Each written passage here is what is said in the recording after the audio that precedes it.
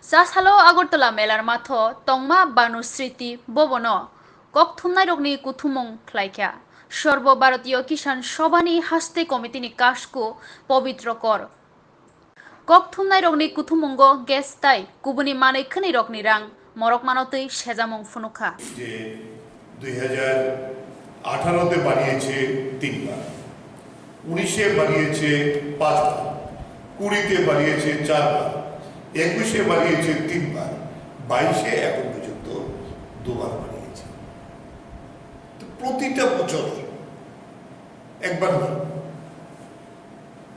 এই চাপটা এটা সহ্যের বাইরে চলে গেছে এবং সেই জায়গায় দাঁড়িয়ে আমরা বলবো যে এটা আমাদের সম্পদ। আমরা এই সিএনজি ব্যবহার করলে, পিএনজি ব্যবহার করলে আমরা কিন্তু আমাদের টাকাটা ঘরে থাকবে।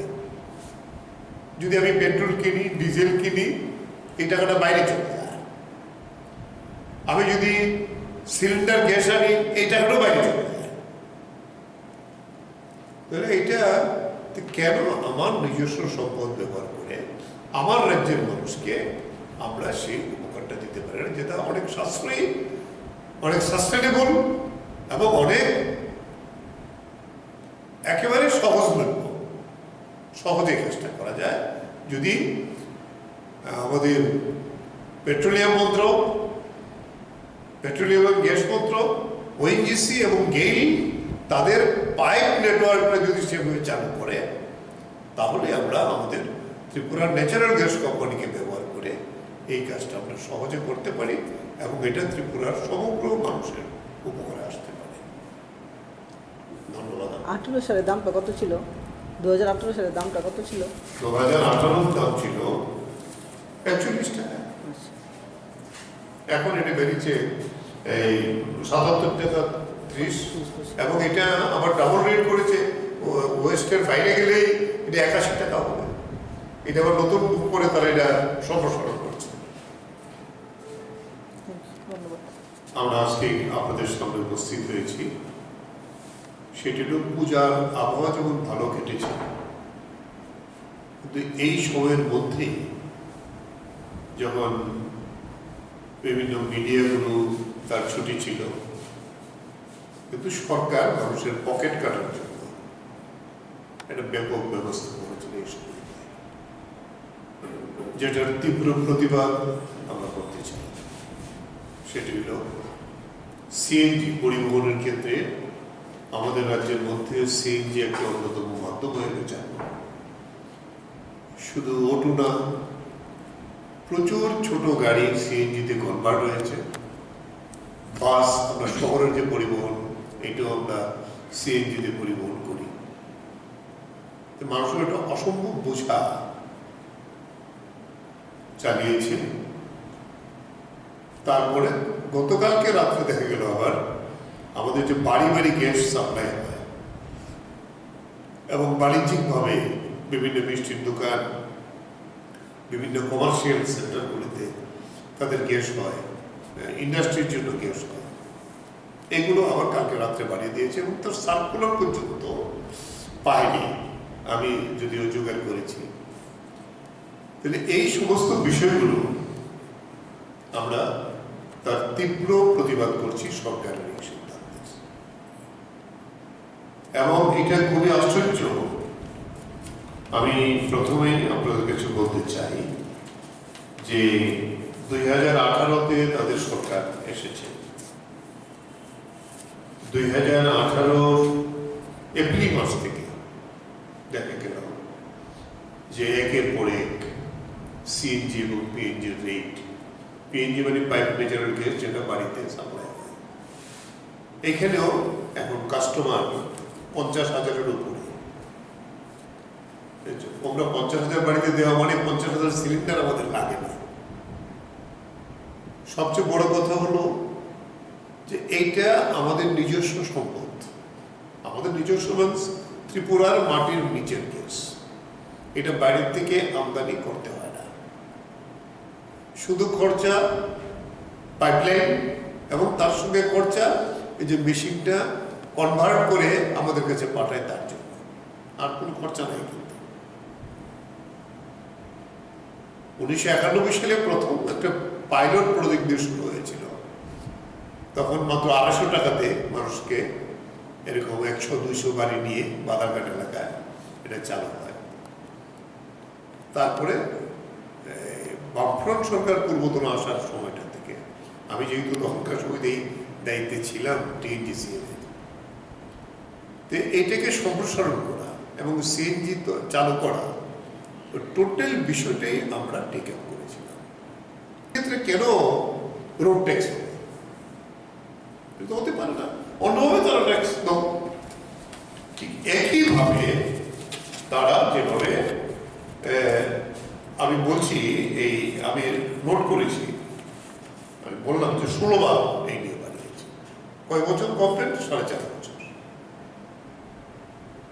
এইরকম বোধ ভারতবর্ষে কোথাও নেই। আমি লেটেস্ট যেটা দিল্লিতে কোথাও, যেখানে ট্যাক্সের বহর বেশি, দিল্লিতে অক্টোবর পর্যন্ত 75 টাকা 61 পয়সা, আর আমার ত্রিপুরাতে সেটা 77 টাকা 81 টাকা। এই যে বিষয়টা আমরা বলবো যে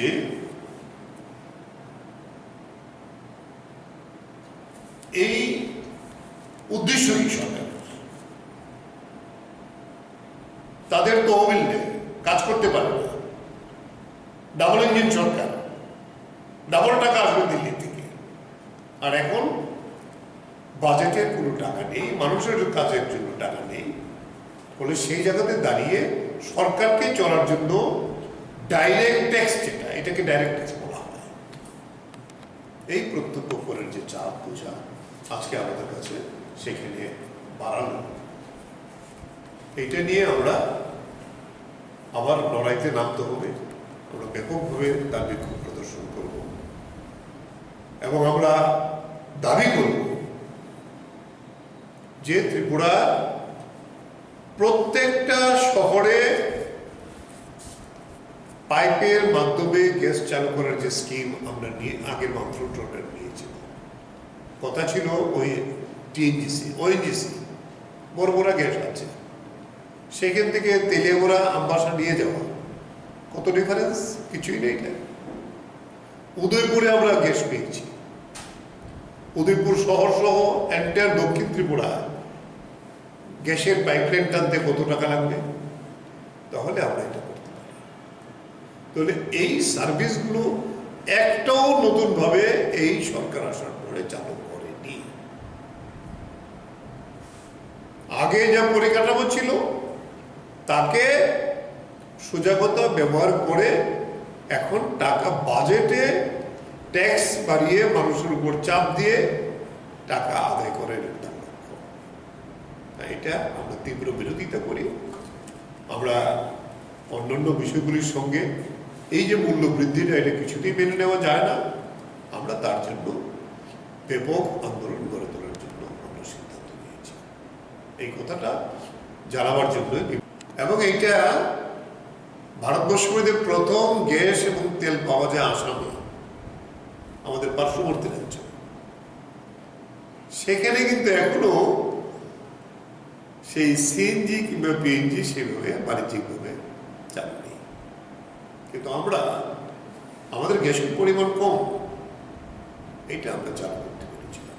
এবং তাতে আমাদের যে লক্ষ্য ছিল সেটা হলো ত্রিপুরার প্রত্যেকটা শহরে সিএনজি চালু করা। কারণ শহর কেন্দ্রিক হইলেও আমাদের পরিবহন মূলত, কিন্তু সেই জায়গায় দাঁড়িয়ে দেখা গেল হ্যাঁ কিছু বাড়িয়েছে, তারা সম্প্রসারণ করেছে। এবং আমাদের আরেকটা লক্ষ্যমাত্রা ছিল যে সিলিন্ডার কত কমাতে পারি। 1 লক্ষ বাড়িতে কমপক্ষে আমরা পাইপের মাধ্যমে গ্যাসের সাপ্লাই করব, যেটা 24 ঘন্টা যে কোনো সময় আপনি টিপ দেন গ্যাস পাবেন, তার কোনো হ্যাজার্ড নেই, অ্যাক্সিডেন্টের ভয় কম সমস্ত দিক থেকে। কিন্তু এটা দেখা গেল যে আগরতলা শহরের বাইরে আমরা যে প্ল্যান করে এসেছিলাম উদয়পুরে, তারপরে চালু হবে। এবং আমরা ওএনজিসিকে বলেছিলাম যে কত গ্যাস লাগে, এই 1 লক্ষ বাড়িতে গ্যাস দিলে আর গোটা শহরে যদি আমরা সবগুলো শহরে সাব ডিভিশনাল টাউনে যদি আমরা সিএনজি স্টেশন করি, যেটা করা যায়, কোনো অসুবিধা নেই কিছু, ছোট ডিস্টেন্স, তাহলে সেইটা কিন্তু তারা করছে না, না করে মানুষের পকেট কাটছে। নর্মাল নিয়মে আগে ভ্যাটের আমরা বিরোধিতা করেছিলাম, সেলস ট্যাক্স ছিল আমরা প্রথম যখন করি, তারপরে সেন্ট্রাল ভ্যাট হলো 4%, ঠিক আছে। এই 4% স্টেটও পায়, সেন্ট্রাল পায়। সেই জায়গায় দেখা গেল বোধ সিএনজি এবং পিএনজিতে সেখানে রোড ট্যাক্স দিয়ে আসলো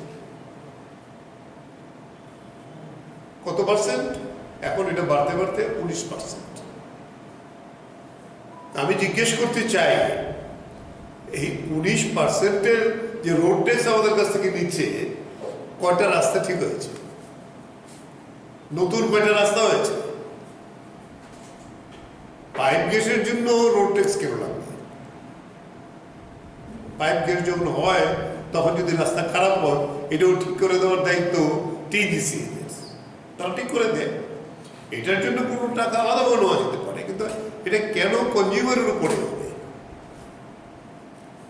আমি আপনাদের কাছে এটা সমস্ত কাগজগুলো গত 3 দিনে আমি বসে বসে জোগাড় করেছিলাম যে তাদের গভর্নমেন্ট আসার পরে এই পর্যন্ত 16 বার এই গ্যাসের দাম বাড়িয়েছে। দাম বাড়িয়েছে বলে ট্যাক্স পেয়েছে। প্রথম হয়েছে 1/4/2018, তারা মার্চে গভর্নমেন্ট আসলো, এপ্রিলে প্রথম দাম বাড়লো, তারপরে এখন লেটেস্ট 2 তারিখে বাড়লো। এখন সিএনজি যে দাম হয়েছে সেটা হয়েছে 77 টাকা 30 পয়সা। আবার ওয়েস্ট ডিস্ট্রিক্টের পরে সেটা 81 টাকা। এটা ধরছে তারা গাড়িতে ক্যারি করতে হবে, এটা তো আমার ব্যবসা। এবং এই চাপ কি হয়েছে কথা বলেনি, কিন্তু এখন অটো ড্রাইভাররা, চালকরা যার খুশি তারা ভাড়া নিচ্ছে। সরকার বলছে তাদের বিষয়টা দেখবে, মুখ্যমন্ত্রী নিয়ে বলছে কি দেখবে, ভাড়া বাড়াবে। তাহলে এই যে বর্ধিত যে গ্যাসের দামটা বাড়বে, এটা তাহলে আমি আপনাকে দিতে হবে, আমাদের পকেট থেকে যাবে। এটা তো অটো চালক যে কিংবা গাড়ির যে চালক, সে তার পয়সা দিয়ে তো আমাকে টানবে না। তো এই যে একটা মারাত্মক চাপ আমাদের মানুষের, এটার দায়িত্ব কে নেবে? আমরা তীব্রভাবে তার এই বৃদ্ধির বিরোধিতা